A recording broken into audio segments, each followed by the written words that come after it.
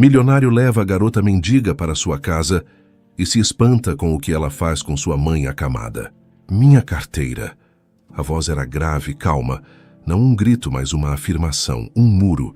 A mãozinha que envolvia o couro gasto congelou. Os dedos finos e sujos tremeram.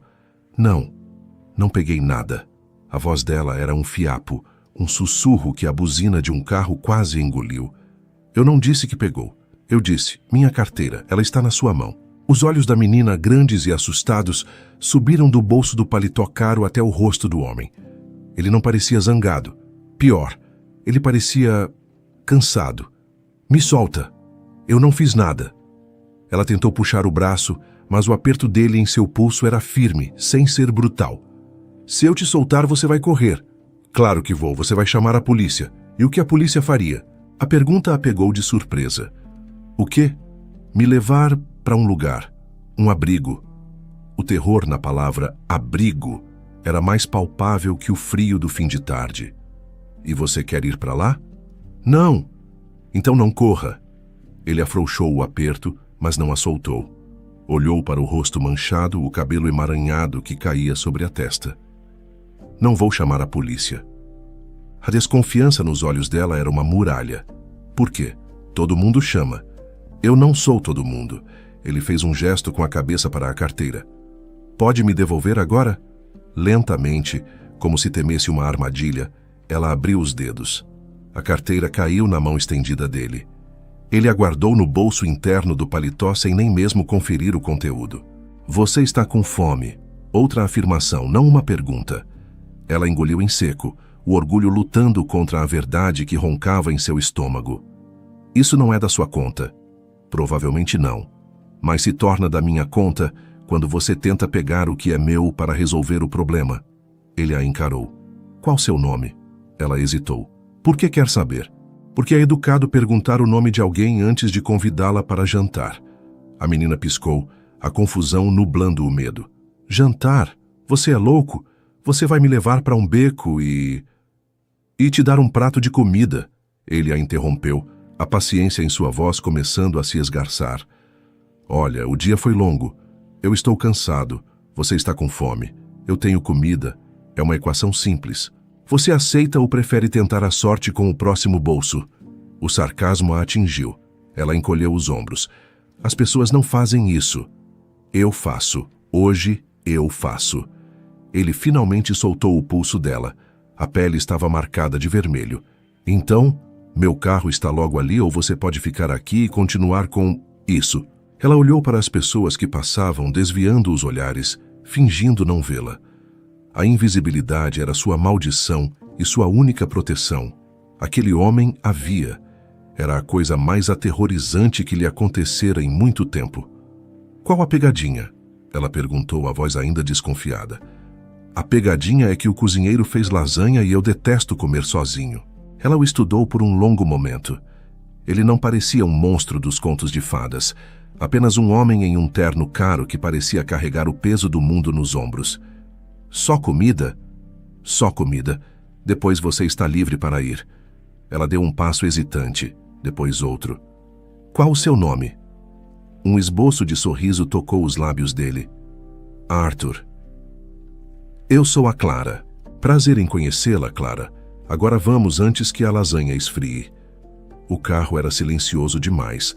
Clara se encolheu no banco de couro macio, com medo de sujar qualquer coisa. O cheiro de carro novo e de um perfume masculino suave a sufocava. Você pode relaxar, disse Arthur sem tirar os olhos do trânsito. O banco não vai te morder. É que é limpo.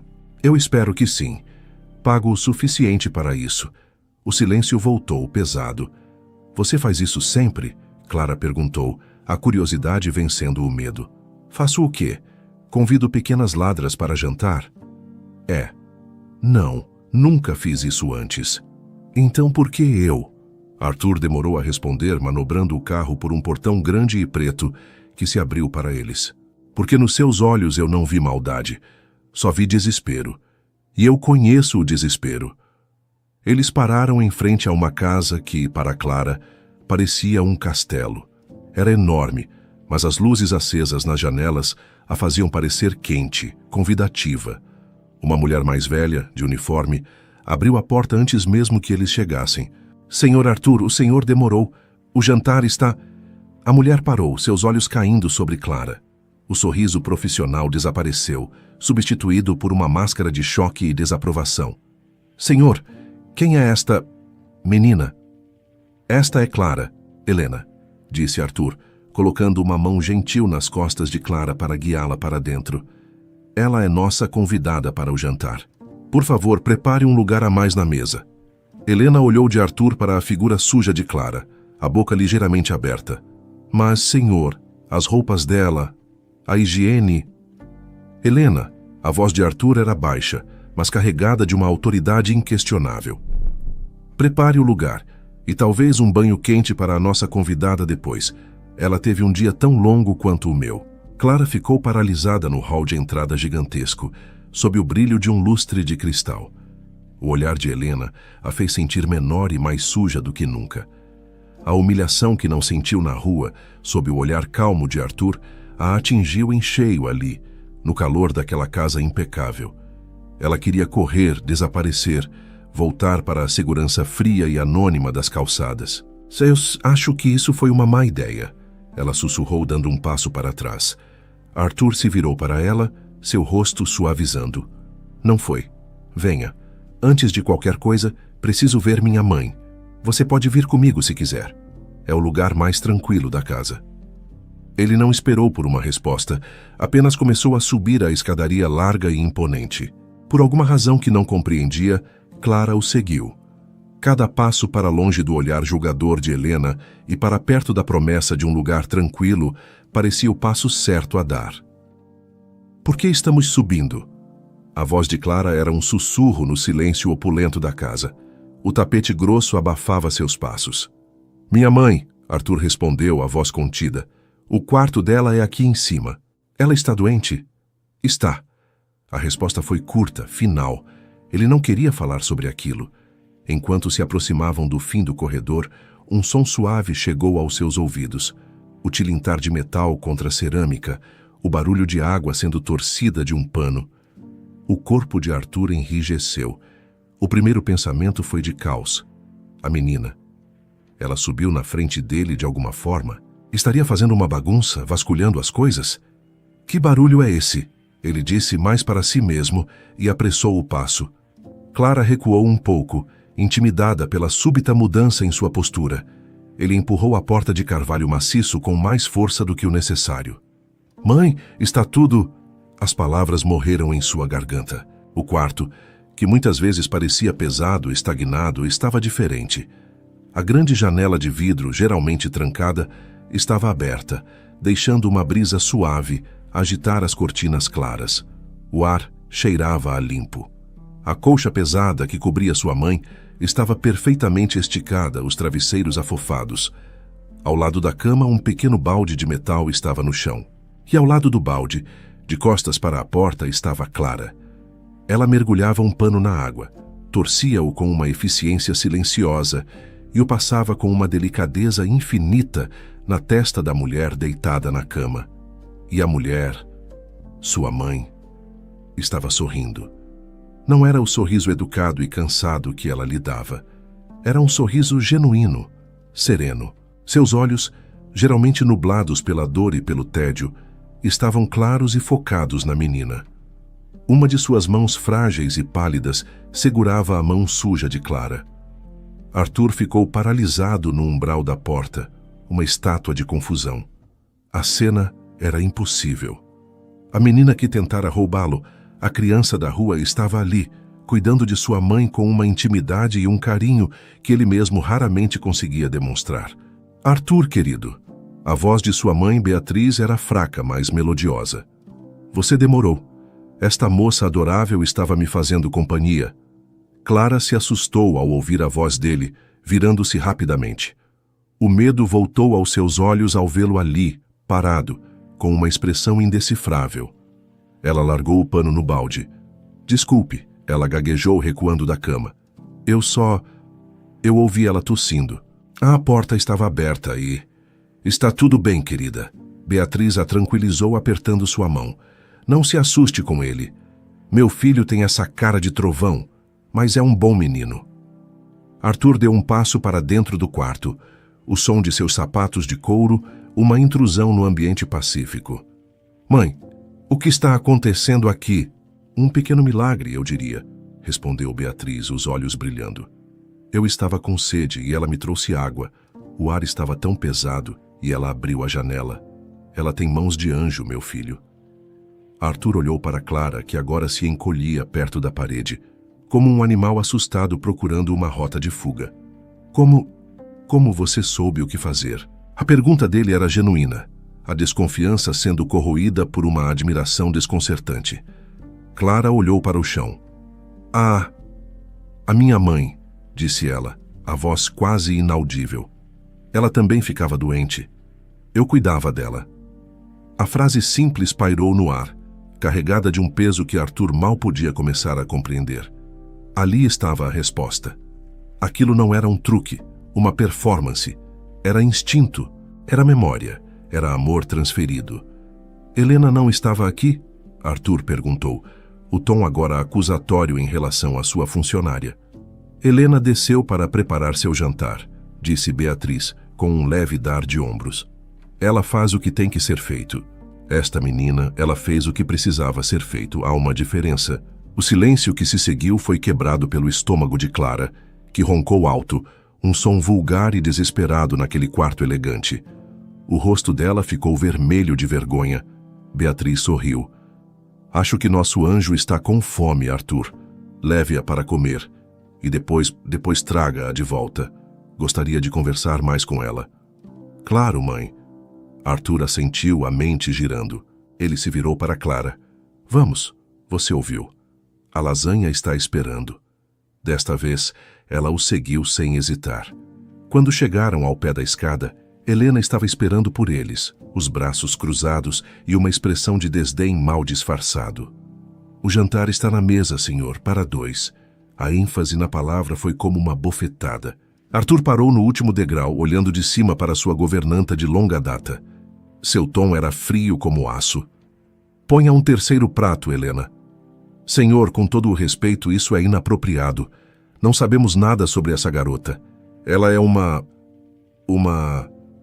Helena procurou a palavra, o veneno em sua língua.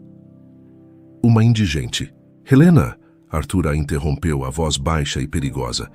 Essa indigente, como você chama, em menos de 15 minutos nesta casa, mostrou mais compaixão e cuidado genuíno pela minha mãe do que eu já vi em muito tempo. Ela não é mais uma convidada para o jantar. Ele desceu o último degrau e parou na frente de Clara, criando uma barreira protetora entre ela e o olhar hostil de Helena.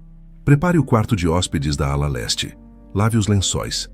Clara vai ficar conosco por um tempo. O queixo de Helena caiu. Ficar? Aqui? Mas, senhor, isso é um absurdo. E as referências? A segurança? A segurança da minha mãe melhorou exponencialmente desde que ela chegou, retrucou Arthur. A decisão está tomada, ela fica. Agora, por favor, sirva o jantar para 3. Ele não esperou por uma resposta. Gentilmente, guiou uma Clara completamente atordoada e em silêncio em direção à sala de jantar, deixando Helena parada no hall, a raiva e a incredulidade estampadas em seu rosto. Clara não ousava olhar para Arthur, mas sentiu algo quente e úmido escorrer por sua bochecha suja. Não era uma lágrima de tristeza ou medo. Era de algo que ela não sentia há tanto tempo, que quase não reconheceu. Alívio. Os dias que se seguiram foram uma dança estranha em um território desconhecido. Clara se movia pela mansão como um fantasma cauteloso, sempre esperando que a porta se abrisse e a voz de Arthur, subitamente mudada, lhe dissesse que a brincadeira havia acabado. Ela tentava se fazer útil, ser invisível, pagar por sua estadia com pequenos atos de serviço, que na maioria das vezes terminavam em desastre. O som de porcelana se estilhaçando no chão da cozinha foi explosivo. Eu sabia. A voz de Helena era um chicote. Ela surgiu da despensa, o rosto uma máscara de triunfo amargo. Eu sabia que isso ia acontecer. Mãos que não servem para o trabalho, só para o que não presta. Clara, agachada, Tremia enquanto tentava juntar os cacos maiores de um prato que escorregara de suas mãos ensaboadas. Desculpa, foi um acidente, eu juro, escorregou. Acidentes acontecem quando se coloca um animal selvagem numa casa de gente, cuspiu Helena. Esse prato vale mais do que você ganhou a vida inteira. Eu pago, disse Clara, as lágrimas brotando em seus olhos. Eu dou um jeito, eu trabalho, eu... Chega, Helena. Arthur estava parado na porta da cozinha, a expressão severa. Ele não ergueu a voz. Não precisava. Senhor, veja o que ela fez. Helena apontou com o queixo para o desastre. É um prejuízo. É um prato. Arthur corrigiu o tom gelado. Foi um acidente. Deixe-a em paz. Se eu ouvir você falar com ela nesse tom novamente, o único prejuízo que teremos será o do seu salário.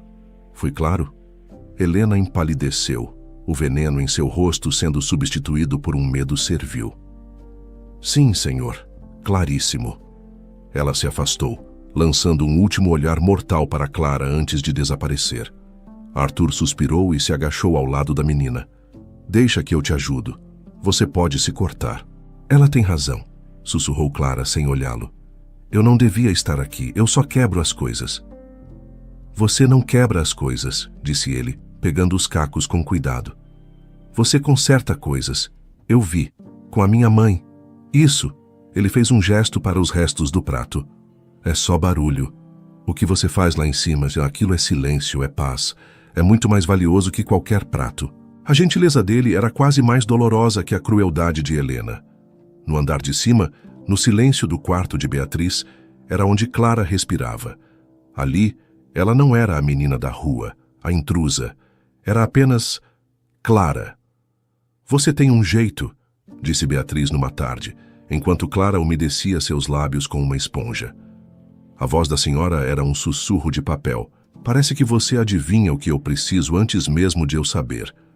A gente aprende a observar quando tem medo de fazer barulho, Clara respondeu, a honestidade simples e brutal. Beatriz a olhou com uma ternura que a preenchia e a assustava.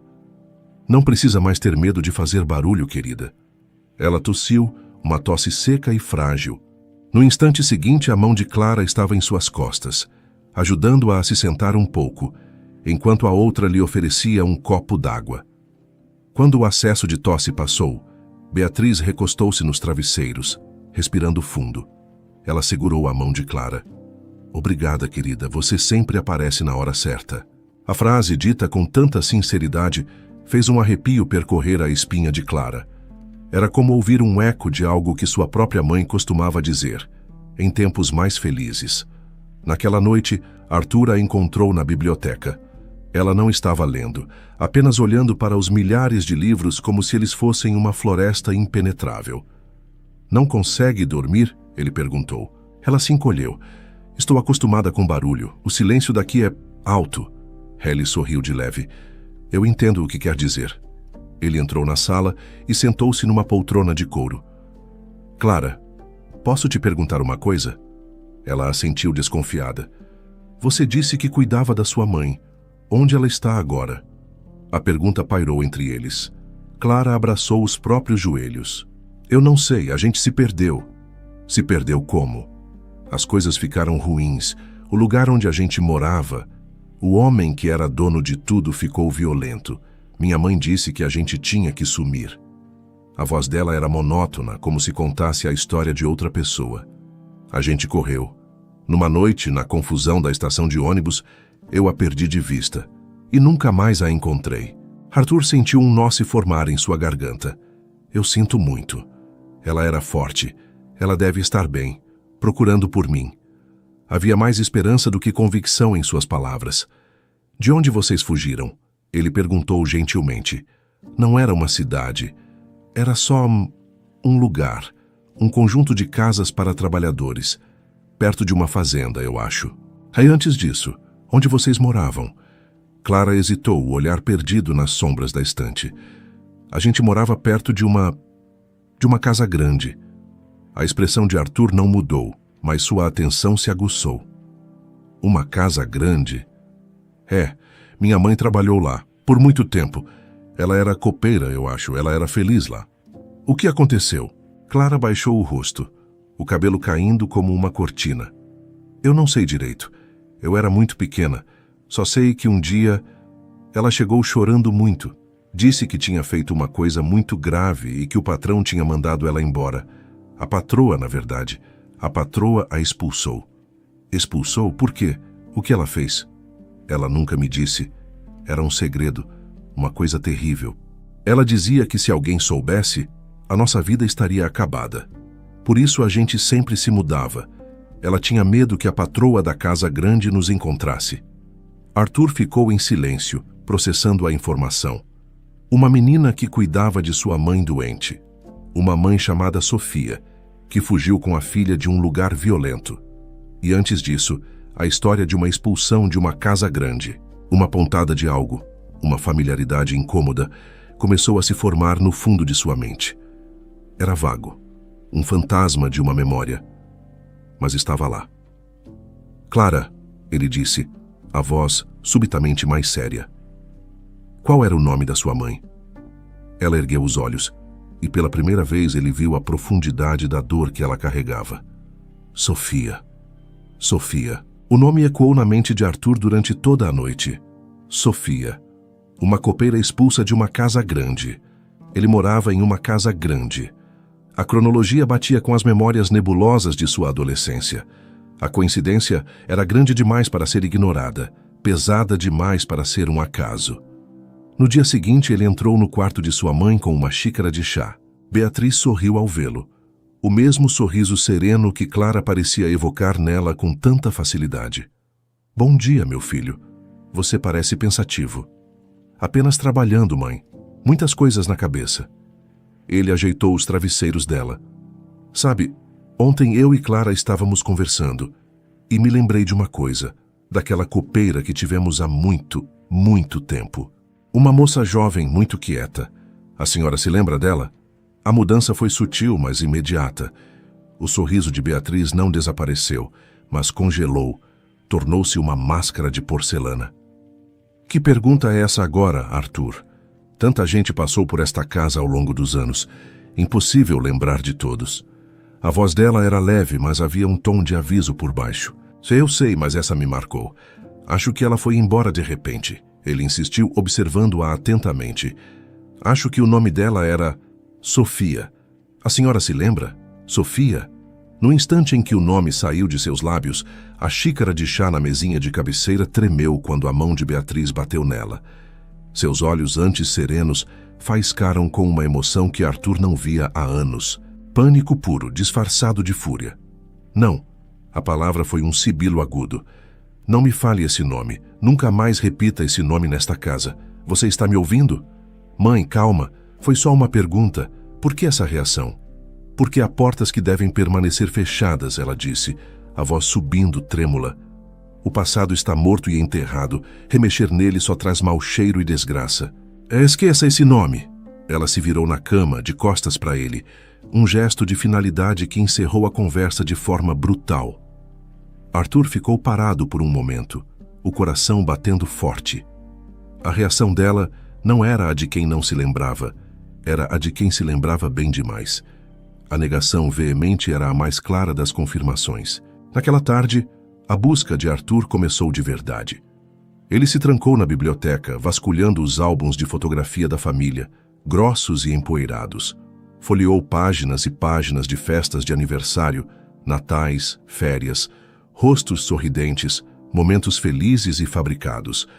Ele procurava por um rosto que não conhecia, uma sombra nas bordas das fotos, uma funcionária de uniforme que pudesse ser Sofia. Mas não encontrou nada. Era como se ela tivesse sido apagada não apenas da memória, mas dos registros. A desconfiança o corroía. Sua mãe estava escondendo algo, algo grande. Alguns dias depois, a prova de que ele estava no caminho certo veio de forma inesperada. Ele estava voltando de uma reunião quando encontrou Helena no corredor do andar de cima com uma expressão exasperada. Senhor Arthur, ainda bem que chegou. Sua mãe está... Ela está impossível hoje. O que aconteceu, Helena? Ela cismou que precisava de algo no sótão. Eu disse que buscaria para ela, mas ela não quis. Disse que era pessoal. Subiu a escada sozinha, com a saúde frágil que tem. Eu não posso me responsabilizar por uma teimosia dessas. O coração de Arthur deu um salto. O sótão. O cemitério de coisas esquecidas da família. Deixe comigo, Helena. Eu vou verificar. Ele subiu a escada estreita e empoeirada que levava ao sótão. O ar era rarefeito e cheirava a madeira velha e naftalina. Uma única lâmpada pendurada no centro lançava sombras longas e fantasmagóricas sobre pilhas de móveis cobertos por lençóis, baús de viagem antigos e caixas de papelão amareladas. E lá no meio da desordem estava Beatriz. Apoiada em uma cômoda antiga, ela remexia apressadamente o conteúdo de uma caixa de sapatos velha, a respiração ofegante pelo esforço. Mãe! A voz de Arthur soou mais alta do que ele pretendia no silêncio do lugar. Beatriz se assustou, deixando a tampa da caixa cair no chão com um baque surdo. Ela se virou para ele, o rosto pálido, os olhos arregalados de culpa. Arthur, que susto! O que faz aqui? Helena me disse que a senhora subiu. Não pode fazer esse tipo de esforço, é perigoso. Ele se aproximou lentamente. O que está procurando com tanto afinco? Ela tentou empurrar a caixa para trás de umas malas, um gesto desajeitado e revelador. Nada demais. Só procurando umas recordações, umas cartas antigas do seu avô. Senti saudades. A desculpa era fraca, esfarrapada. Recordações. Arthur parou ao lado dela, o olhar fixo na caixa. Deixe-me ver. Talvez eu possa ajudar a encontrar. Não, ela exclamou protetora. São coisas minhas, Arthur. Coisas de mulher. Você não entenderia.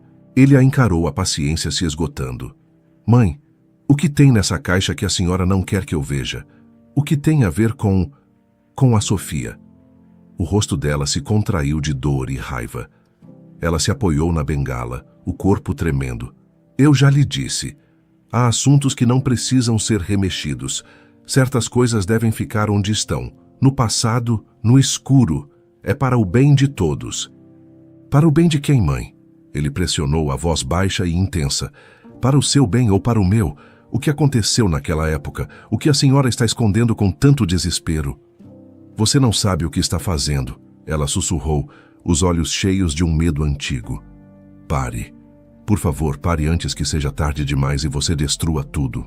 Ela passou por ele, mancando, e desceu as escadas sem dizer mais uma palavra, deixando-o sozinho no sótão silencioso, com a caixa de sapatos semi-aberta aos seus pés. A verdade estava ali, ele sabia, e ele não iria parar. Não agora. A casa tinha segredos. Clara sentia isso nas paredes, no jeito como as tábuas do assoalho rangiam sob seus pés, no olhar assustado que via no rosto de Beatriz. O nome de sua mãe, Sofia, tornara-se uma palavra proibida, uma bomba silenciosa que fazia todos prenderem a respiração. E se sua mãe era um segredo ali, então ela, Clara, era a personificação desse segredo, a prova viva de algo que todos queriam manter enterrado. A necessidade de entender não era mais curiosidade, era uma questão de sobrevivência. A biblioteca se tornou seu refúgio e seu campo de caça.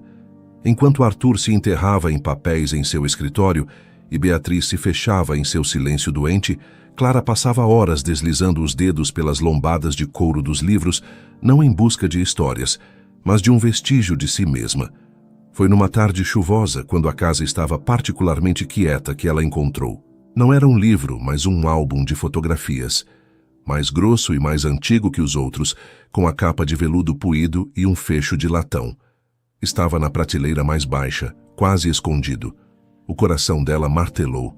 Aquilo parecia diferente, pessoal, proibido. O que está fazendo aí, menina? Clara se assustou, quase derrubando o pesado volume. Helena estava parada na porta, um cesto de roupa suja no quadril, os olhos estreitos e desconfiados. Nada. Eu só estava limpando o pó. A mentira soou fraca, até para seus próprios ouvidos. Limpar o pó é meu trabalho, não o seu. Helena retrucou. Fique longe do que não lhe pertence. O Sr. Arthur pode ser bom, mas a paciência dele tem limite. E a minha já acabou há muito tempo. Helena se foi, deixando o eco de sua ameaça no ar. Em vez de assustá-la, As palavras da governanta a impulsionaram. Agora ela precisava ver o que havia ali dentro. Com as mãos trêmulas, ela levou o álbum até uma pequena mesa perto da janela, onde a luz cinzenta da tarde entrava. Abriu o fecho. As páginas eram grossas, amareladas pelo tempo. As primeiras fotos eram de pessoas que ela não reconhecia, em preto e branco. O pai e a mãe de Arthur, talvez. Ela folheou mais, passando por imagens de um Arthur adolescente, desajeitado e sorridente, ao lado de um homem alto e de aparência severa, que ela presumiu ser seu pai. Então ela parou. A página era diferente das outras. Não continha fotos de família, mas sim imagens dos funcionários. Um grupo de homens de libré na garagem. Um grupo de mulheres de uniforme na cozinha. E por último, uma foto grande e nítida, tirada no jardim dos fundos. Todos os funcionários da casa, de jardineiros a cozinheiras, posando formalmente, com a mansão ao fundo. A legenda dizia ser de uma celebração de aniversário da empresa do pai de Arthur. Clara examinou os rostos um por um, e então ela a viu. No canto esquerdo da foto, quase escondida atrás de uma mulher mais velha e corpulenta, estava uma jovem, uma menina, quase, tímida, o sorriso contido, os olhos grandes e um pouco assustados, olhando para a câmera como se temesse que ela fosse roubar sua alma. A imagem era ligeiramente borrada naquela borda, mas não havia dúvida. Os olhos, o formato do rosto, o jeito como uma mecha de cabelo caía sobre a testa. Era Sofia, sua mãe. O ar fugiu dos pulmões de Clara. Um zumbido agudo preencheu seus ouvidos. Era ela, ali, naquele jardim, naquela casa. A casa grande não era uma casa qualquer. Era esta casa. O choque foi uma força física, uma onda que subiu por seu corpo e enfraqueceu seus braços. O álbum pesado escorregou de seus dedos trêmulos e caiu no chão com um baque seco e retumbante. O som ecoou pela casa silenciosa como um tiro. Mas o que foi isso, pelo amor de Deus? Helena surgiu no corredor, o rosto contorcido de irritação. Eu não disse para não mexer nas coisas. O que você quebrou Ela parou na porta da biblioteca, a bronca morrendo em seus lábios. A cena à sua frente a paralisou. Clara estava agachada no chão, o rosto branco como um lençol, as mãos tremendo incontrolavelmente. Ela não estava juntando o álbum, mas tentando desesperadamente virar a página aberta, esconder a fotografia que a encarava do chão. Menina, o que deu em você? Você está doente? Helena se aproximou, a preocupação momentaneamente superando a raiva. Nada, não foi nada, eu tropecei, eu sinto muito. Clara gaguejou, o corpo inteiro sacudindo. Ela tentou pegar o álbum, mas suas mãos não obedeciam. O olhar de Helena caiu sobre a fotografia exposta. Ela franziu a testa, semicerrando os olhos para ver melhor. Seu olhar passou pelos rostos conhecidos dos funcionários mais antigos, e então parou, exatamente onde os olhos de Clara haviam parado. No canto esquerdo, a respiração de Helena ficou presa na garganta. Um lampejo de reconhecimento, de choque puro e absoluto, passou por seu rosto. Ela olhou da jovem na foto para o rosto pálido e trêmulo de Clara no chão, e de volta para a foto. A semelhança era inegável. Era como olhar para o passado e o presente colidindo bem ali, no tapete persa da biblioteca. Não pode ser, Helena sussurrou, a mão subindo para cobrir a boca. O desdém em seu rosto foi substituído por algo muito mais profundo. Medo. Clara finalmente conseguiu virar a página, escondendo a imagem de sua mãe. Mas era tarde demais. O segredo não estava mais seguro com ela. O olhar que Helena lhe lançou não era mais de uma governanta irritada para uma intrusa. Era o olhar de alguém que acabara de ver um fantasma. E naquele instante, as duas souberam, sem precisar de uma única palavra, que a queda daquele álbum tinha acabado de quebrar muito mais do que apenas o silêncio da casa. Helena não disse uma palavra. Após o incidente na biblioteca, ela se tornou uma sombra ainda mais silenciosa na casa. Não atormentava mais Clara com palavras ácidas. Em vez disso, a observava com um olhar estranho, uma mistura de medo e, talvez, uma pitada de pena. O silêncio dela era mais perturbador do que sua antiga hostilidade. Clara sentia que o chão sob seus pés estava cada vez mais fino. Arthur, percebendo a mudança na atmosfera, decidiu jogar sua última carta. Um amigo meu virá almoçar conosco hoje, ele anunciou durante o café da manhã, o tom casual desmentindo o planejamento cuidadoso por trás de suas palavras. Beatriz, que mal havia tocado em seu chá, ergueu os olhos. Um amigo? Que amigo? Daniel. Você se lembra dele? Meu colega da faculdade, o que se tornou historiador. Ele está na cidade para uma pesquisa e o convidei. O rosto de Beatriz ficou tenso. Um historiador? O que um historiador quer nesta casa? Apreciar a boa comida de Helena, espero. Arthur respondeu com um sorriso que não alcançou os olhos. E talvez me dar uma consultoria sobre uns documentos antigos da empresa que encontrei. Nada demais. Mas era demais. Beatriz sabia. A palavra historiador soou como inquisidor em seus ouvidos. Daniel chegou pontualmente ao meio-dia. Era um homem de aparência acadêmica, com óculos de aros finos e um jeito falante e curioso.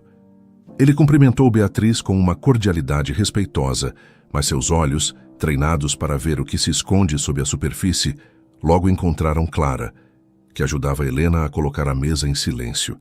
Ele parou no meio da frase. Seus olhos se arregalaram ligeiramente por trás das lentes. Ele olhou de Clara para Arthur, uma pergunta silenciosa em seu rosto. Daniel, esta é Clara, disse Arthur formalmente. Ela está passando um tempo conosco. Clara, Daniel repetiu o nome, estendendo a mão para a menina. É um prazer conhecê-la. Sua mente, um arquivo de genealogias e escândalos das famílias ricas da região, trabalhava a todo vapor. Durante o aperitivo na sala de estar, enquanto Beatriz observava cada movimento com a atenção de um falcão, Daniel puxou Arthur para perto da janela, sob o pretexto de admirar o jardim. Arthur, que brincadeira é essa? Ele sussurrou, a excitação contida em sua voz. Não é brincadeira nenhuma, o que foi? A menina! De onde ela saiu? É uma longa história. Por quê? Daniel ajeitou os óculos, os olhos brilhando de adrenalina intelectual. Porque ela não é só uma menina. Arthur, eu passei os últimos 6 meses mergulhado nos arquivos do tribunal sobre disputas de herança e escândalos abafados do século passado. Eu vi o rosto dela. O coração de Arthur disparou. O que você quer dizer? Não o rosto dela, obviamente, mas um rosto idêntico. Em uma série de fotografias de um caso notório, uma jovem funcionária de uma família poderosa que desapareceu. Houve rumores, uma gravidez, um pagamento para sumir. O caso foi arquivado, claro. Dinheiro compra silêncio. Daniel o encarou. A semelhança não é vaga, Arthur. É assustadora. É como olhar para uma cópia. A confirmação era um soco no estômago de Arthur. Não era mais uma suspeita. Era um fato corroborado por um especialista. O nome da funcionária. Arthur disse, a voz rouca. Você sabe o nome? Sofia, respondeu Daniel. O nome dela era Sofia. O almoço está na mesa. A voz de Helena, vinda da porta, os fez se sobressaltar. O almoço foi a refeição mais tensa da vida de Arthur. Daniel, fascinado, tentava puxar conversa com Clara, que respondia com monossílabos, encolhida em sua cadeira. Beatriz não comia, apenas empurrava a comida de um lado para o outro no prato, os nós dos dedos brancos de tanto apertar o garfo. Então, Arthur me disse que você está pesquisando registros antigos, Daniel. Ela disse de repente, a voz cortante como vidro. Deve ser um trabalho muito poeirento. É fascinante, na verdade, dona Beatriz, respondeu Daniel sentindo a hostilidade. Aprende-se muito sobre como as coisas e as pessoas realmente eram, como certos nomes aparecem e desaparecem dos registros. Ele olhou de relance para Clara. Um gesto sutil, mas que não passou despercebido por Beatriz. Foi a gota d'água. Ela bateu a mão espalmada na mesa. O barulho fez todos pularem, os talheres tilintaram. Clara soltou um pequeno grito. Chega! Beatriz vociferou, a voz tremendo de uma fúria alimentada pelo pânico. Ela se virou para Arthur, os olhos injetados. Que história é essa de revirar o passado? De trazer estranhos para dentro da minha casa para remexer em feridas antigas? Mãe, acalme-se. Daniel é nosso convidado. Arthur tentou intervir. Convidado ou cúmplice? Ela cuspiu as palavras. Eu sei o que você está fazendo. Desde que essa menina chegou, você não para. Com suas perguntas, seus álbuns e agora isso, um historiador. A palavra saiu de sua boca como um insulto. Eu te avisei. Eu te disse para parar. Certas coisas devem ficar onde estão. Ela se levantou abruptamente, a cadeira arrastando ruidosamente no chão.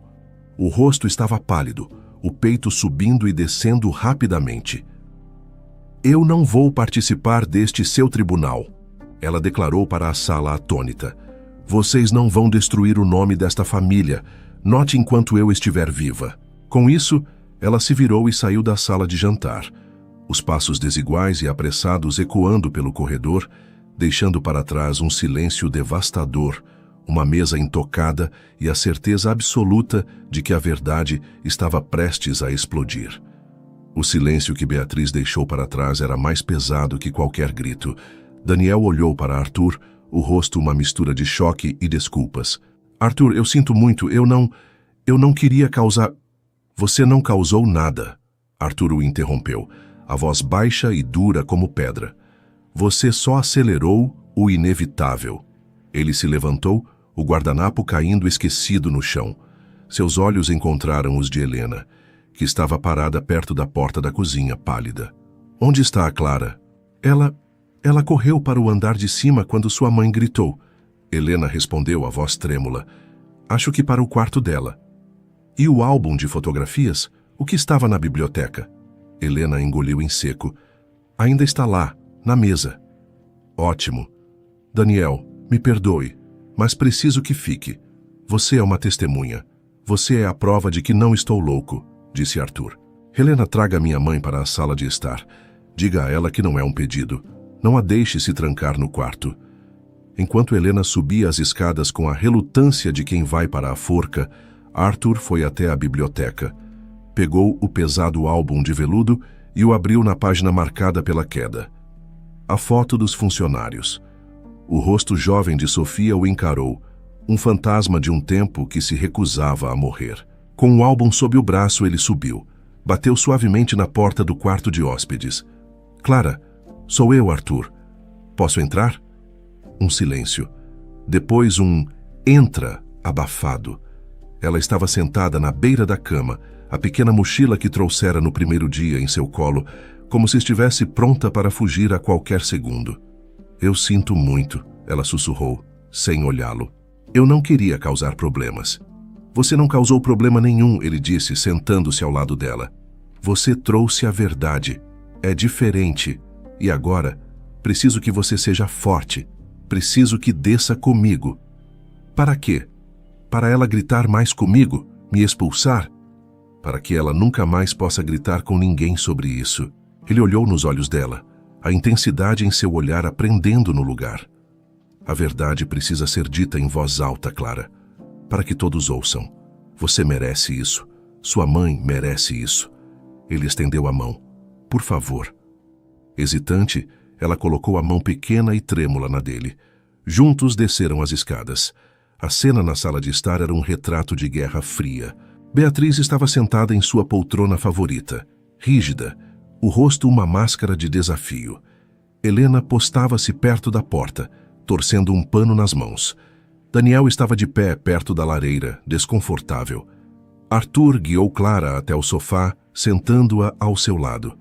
Ele colocou o álbum de fotografias aberto na mesa de centro, a imagem de Sofia exposta para todos verem. O ar ficou elétrico. Vamos acabar com isso, disse Arthur, a voz ressoando no silêncio. Ele olhou diretamente para a mãe. A verdade. Agora. Eu já disse tudo o que tinha para dizer. Beatriz retrucou, os olhos faiscando. Essa é uma fantasia, uma loucura sua. É mesmo? Arthur pegou a foto. Então me explique isso. Me explique por que a copeira que a senhora diz não se lembrar, Sofia. Ele cuspiu o nome. É a imagem cuspida e escarrada da menina sentada ao meu lado. Beatriz desviou o olhar. Coincidências acontecem. Não coincidências como esta, interveio Daniel, a voz calma, factual. O nome, o rosto, a história de um desaparecimento súbito. Os padrões são claros. Você. Beatriz se virou para ele. Um abutre, revirando os ossos dos outros. Eu sou um historiador, corrigiu Daniel. Meu trabalho é conectar os fatos. E os fatos aqui contam uma história que a senhora se recusa a contar. Arthur se levantou, circulando a mesa de centro como um promotor em um tribunal. O que aconteceu com ela, mãe? Por que a senhora a expulsou? O que ela fez de tão grave? Ela era uma desvergonhada, uma alpinista social. Por quê? Porque se apaixonou por alguém que não devia. A pergunta de Arthur foi um tiro no escuro, mas atingiu o alvo. O rosto de Beatriz se contraiu. Ela seduziu um homem casado, o patrão dela. Ela tentou destruir esta família. O mundo de Arthur parou por um segundo. A imagem de seu pai, íntegro, severo, infalível, começou a rachar. Meu pai, ele sussurrou. Sim, seu pai, Beatriz gritou, a represa finalmente se rompendo. As lágrimas de raiva e culpa que ela segurou por décadas começaram a escorrer por seu rosto. Ele se apaixonou por ela, a copeira, queria largar tudo, largar a mim, largar você, para viver com aquela... E o que a senhora fez? A voz de Arthur era oca. O choro de Beatriz agora era de um desespero profundo. A confissão saiu em soluços, uma torrente de veneno antigo. Eu a confrontei. E então eu descobri o pior. A consequência daquela sujeira. Ela estava grávida. Clara, no sofá, soltou um gemido baixo, a mão voando para a boca. Um filho bastardo, continuou Beatriz, a voz cheia de autocomiseração. O escândalo ia destruir o nome da nossa família, os negócios, o seu futuro. Eu não podia permitir. Eu fiz o que tinha que ser feito para proteger o que era nosso. O que a senhora fez? Arthur repetiu, cada palavra um esforço. Eu ofereci dinheiro, ela confessou, o olhar perdido nas memórias. Uma grande quantia, tudo o que tínhamos em economias. Ofereci para que ela sumisse, para que fosse embora para sempre e nunca mais voltasse. E ela aceitou? Ela não queria. Ela chorou, disse que amava seu pai, mas eu a fiz entender. Eu disse que se ela ficasse, nós a destruiríamos, que usaríamos nosso poder para garantir que ela nunca mais conseguisse um emprego, que a criança seria tirada dela. Eu dei a ela uma condição. Beatriz fez uma pausa, preparando-se para a revelação final. Ela olhou para Clara e, pela primeira vez, não havia ódio em seus olhos, apenas a exaustão de um segredo pesado demais. Ela teria que jurar que jamais, em toda a sua vida, revelaria quem era o pai da criança. Que a criança cresceria sem saber, que o nome do meu marido jamais seria manchado por aquele erro. Um silêncio devastador caiu sobre a sala. Arthur olhava para a mãe, a decepção e a dor transformando suas feições. Ele então se virou para Clara, que tremia da cabeça aos pés, as lágrimas escorrendo silenciosamente por seu rosto. A verdade, em toda a sua brutalidade, estava agora entre eles. Ele se ajoelhou na frente da menina, pegando suas mãos frias nas dele.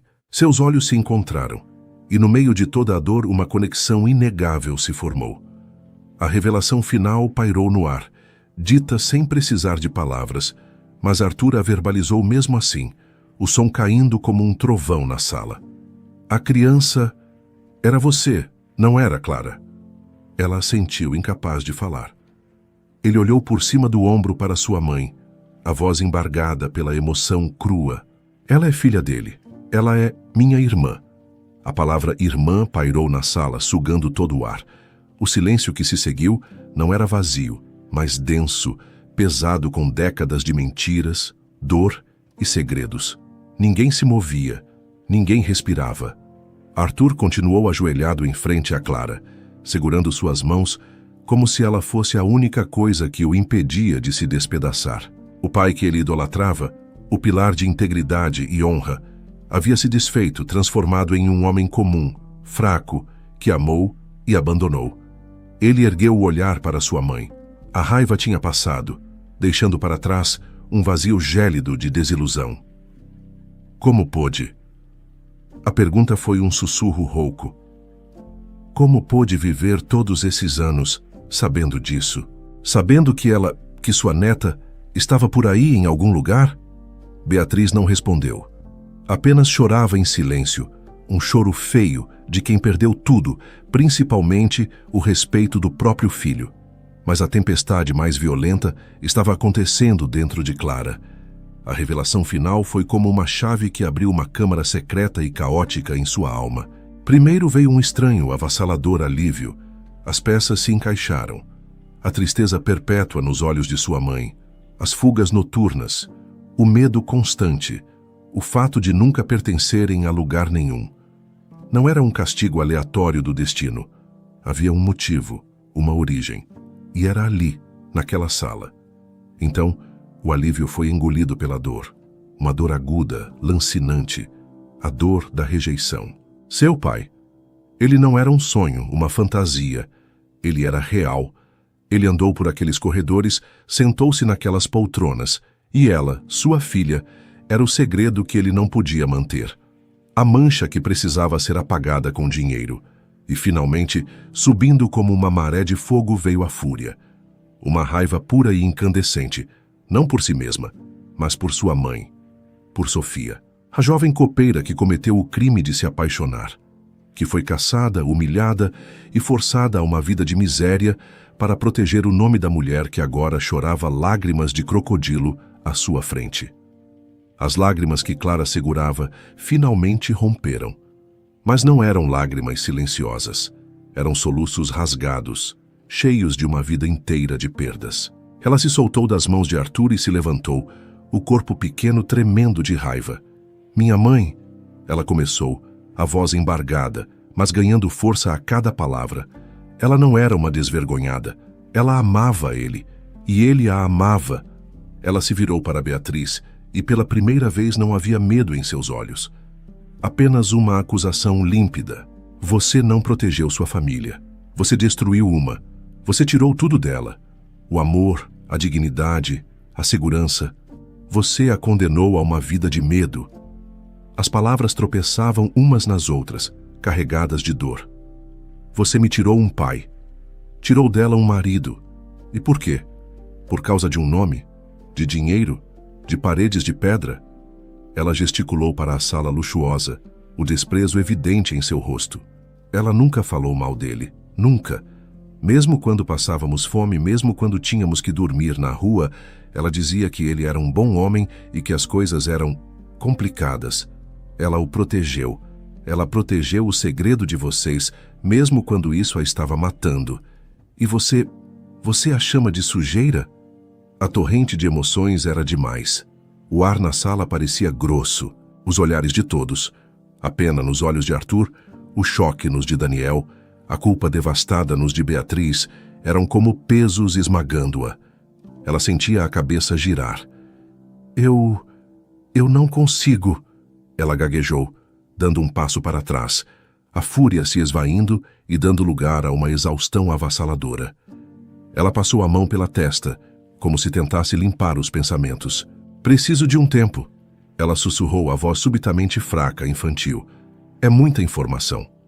Sem esperar por uma resposta, sem olhar para trás, ela se virou e correu. Não andou.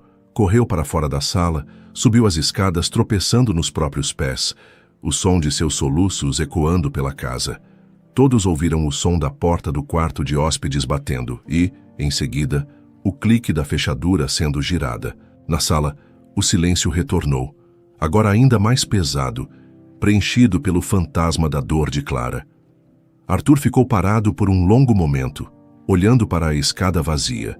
Então, lentamente, ele se virou para sua mãe, o olhar vazio. A família que Beatriz tanto lutara para proteger estava agora irremediavelmente quebrada, e os destroços estavam todos espalhados pelo chão daquela sala.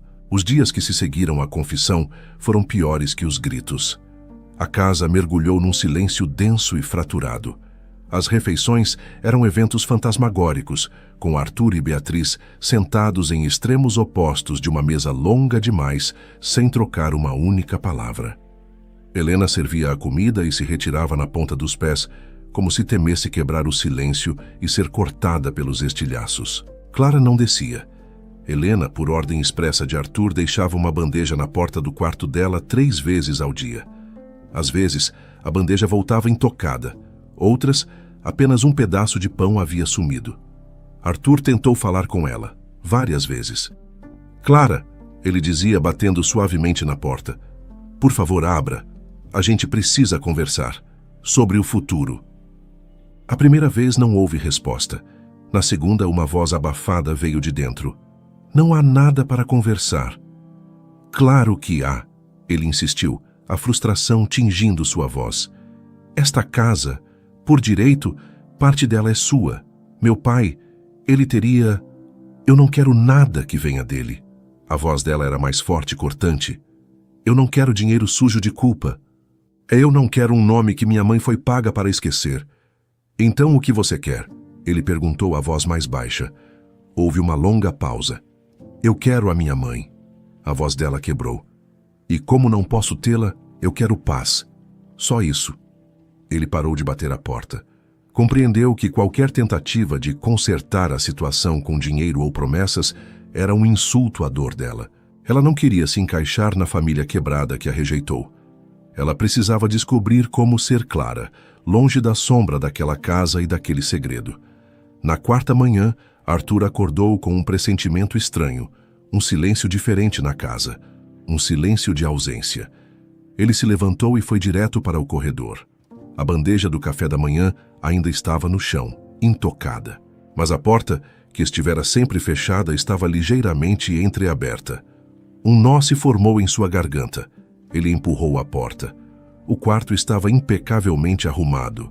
A cama, perfeitamente feita, como se ninguém tivesse dormido ali. As roupas que ele comprara para ela estavam dobradas em cima da poltrona. A janela estava aberta, a cortina branca balançando suavemente com a brisa fresca da manhã. Ela se foi. O pânico o atingiu. Ele correu para dentro do quarto, olhando no armário, no banheiro, como se esperasse que ela estivesse apenas se escondendo. Mas não havia sinal dela. Apenas o cheiro de ar fresco e a sensação avassaladora de vazio. Então, ele viu. Na escrivaninha de madeira escura, uma única folha de papel dobrada. O nome Arthur estava escrito na frente. Com as mãos trêmulas, ele pegou o bilhete, desdobrou-o e leu. Arthur, não sei bem como começar isso. Acho que a primeira palavra é obrigado.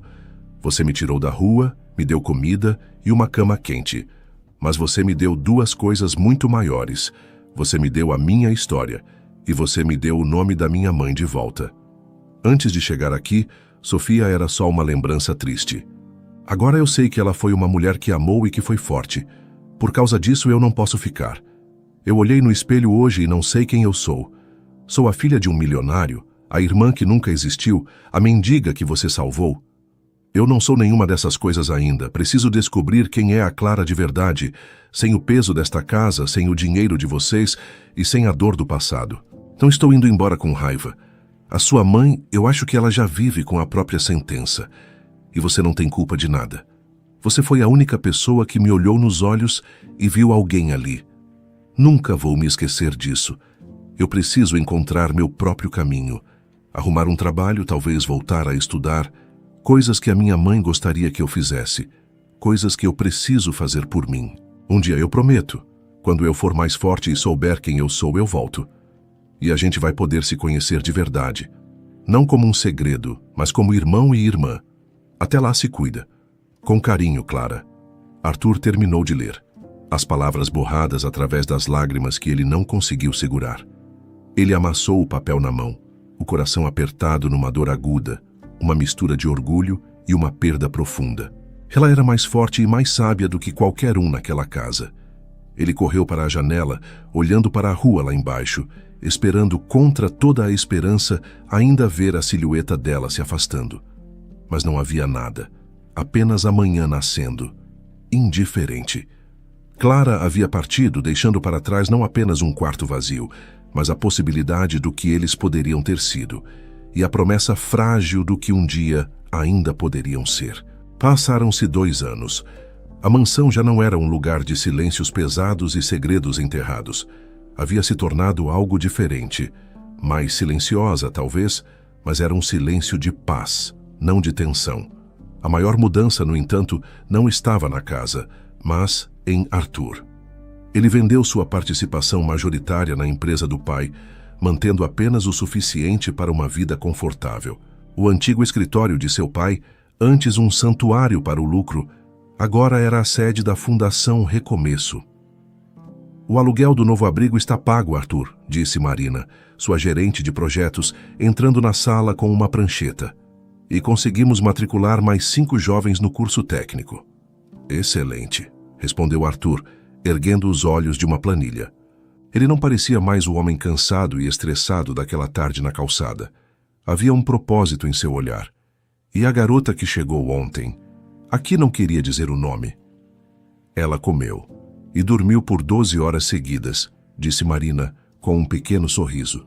É um começo, você tem um jeito com eles confiam em você. Eu só escuto, disse Arthur. É o mínimo que podemos fazer por crianças que ninguém nunca escutou. Ele estava honrando a memória de Sofia da única maneira que sabia, garantindo que outras crianças, outros jovens perdidos como Clara, tivessem o porto seguro que sua irmã e sua mãe nunca tiveram. Sua própria mãe, Beatriz, assistia a essa transformação de seu leito de enfermidade. A doença havia progredido, deixando-a frágil como um pássaro. A fúria e o medo haviam se esvaído, dando lugar a uma resignação melancólica. Arthur a visitava todos os dias. Marina me disse que vocês inauguraram uma nova ala na biblioteca da fundação. Ela disse numa tarde à voz um sussurro. Sim, para reforço escolar. Muitos deles não conseguiram terminar os estudos. Beatriz virou o rosto para ele, os olhos turvos demonstrando uma clareza rara. Você se tornou um bom homem, Arthur. Um homem de verdade. Melhor que seu pai. E certamente, melhor que eu. Estou apenas tentando consertar as coisas, mãe. Não, ela insistiu, uma lágrima solitária escorrendo por sua têmpora. Você não está consertando. Consertar é remendar o que quebrou. Você está construindo algo novo. Ela, a mãe da menina, ela teria orgulho de você. Era o mais perto de um pedido de perdão que ela conseguiria chegar. E para Arthur, era o suficiente. Beatriz faleceu 2 semanas depois, em uma manhã tranquila, com a mesma brisa suave que entrara pela janela no dia em que Clara chegou. A única conexão com o passado e a promessa do futuro vinham pelo correio. A cada 4 ou 5 meses, um envelope simples, sem endereço de remetente, aparecia na caixa de correio. Eram as cartas de Clara. Arthur guardava todas. Naquela noite, ele abriu a mais recente que havia chegado pela manhã. Sentado em sua antiga mesa de trabalho, ele leu as palavras dela. A caligrafia agora mais firme, mais adulta. Querido Arthur, espero que esta carta o encontre bem. Comigo as coisas estão indo. Você não vai acreditar, mas fui promovida na cafeteria. Agora sou supervisora de turno. O salário é um pouco melhor e estou conseguindo guardar quase metade para a faculdade. Falta pouco agora. Decidi que quero fazer serviço social. Engraçado, não é? Acho que tem um pouco de você nisso.